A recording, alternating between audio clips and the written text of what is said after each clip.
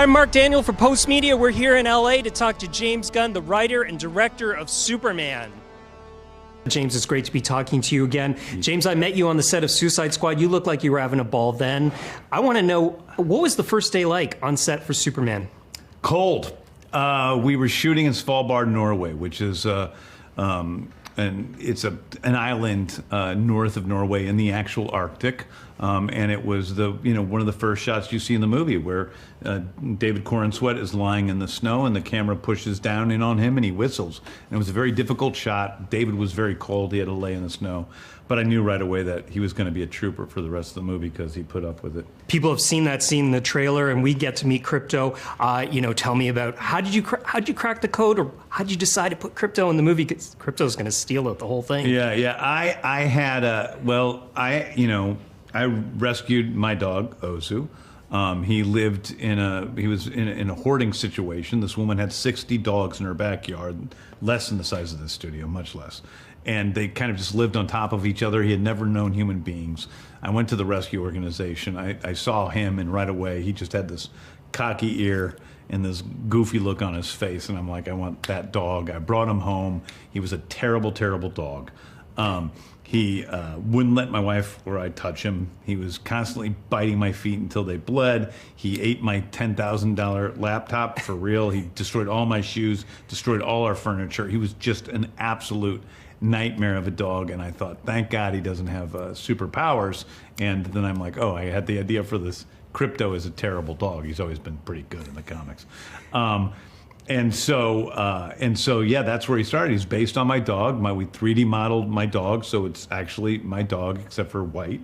And it just kind of was my entry into this magical world of DC, with flying dogs and kaiju and robots and magic and science so extreme it almost seems like magic.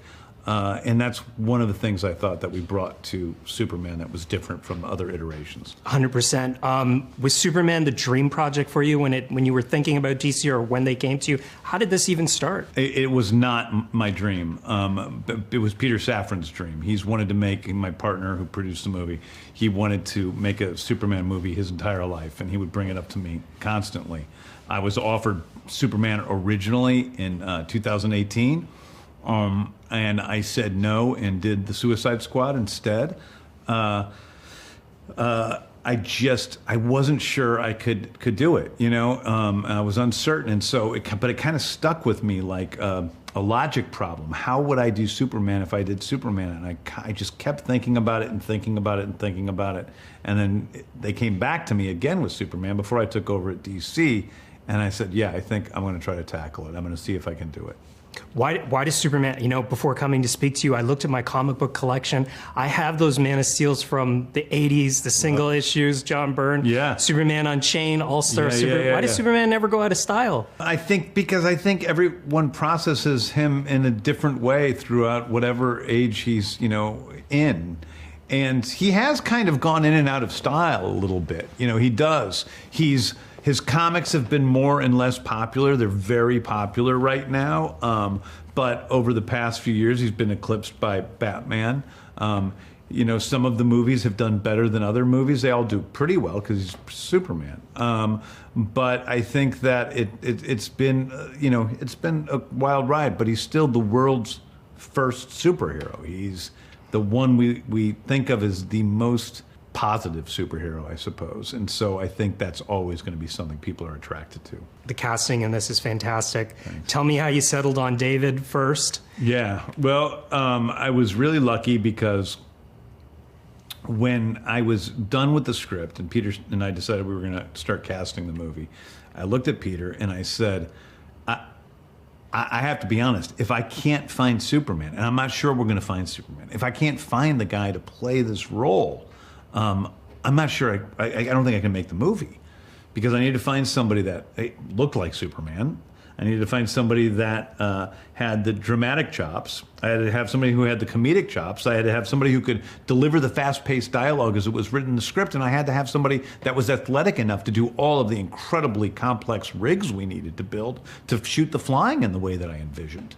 And I was so blessed because the second audition I saw was David Corenswet. And I'm like, oh my God, this guy's perfect. Lex Luthor. This is my favorite Lex so far. Mine too. Yeah, he's my favorite Lex. I think that we really get to the core of who Lex is, why he hates Superman so much, and I think it all makes sense. And the other thing I like about Nick as Lex and the character in this movie is that he's a real threat. This isn't a Lex Luthor that, is only getting his way because he's threatening a life somewhere. He's smart, and he has figured out how to murder Superman. And that makes him a pretty scary character. What was the last day on set like? When you call cut, knowing what's ahead in your mind, you've probably dreamt up a million different other storylines. What's that like for you? I'm never very comfortable with goodbyes, so I kind of dread the ending because this makes me feel. I feel so because everybody's crying and it was a great shoot, but I'm exhausted and I just want to go home and see my wife and dog.